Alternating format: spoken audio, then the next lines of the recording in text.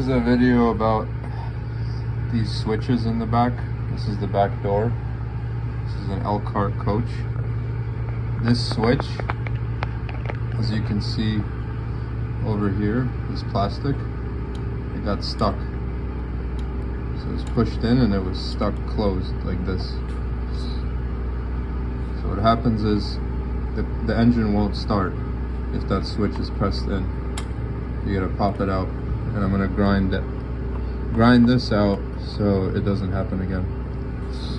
It's a manufacturer flaw when it was being put together. The bus won't start if this is pushed in.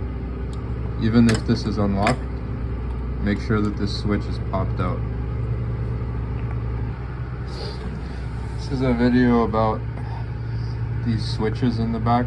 This is the back door. This is an Elkhart coach. This switch, as you can see over here, is plastic. It got stuck.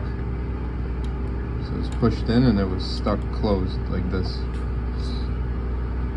So what happens is the engine won't start if that switch is pressed in.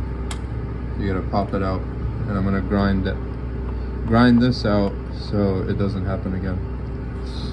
It's a manufacturer flaw when it was being put together. The bus won't start if this is pushed in.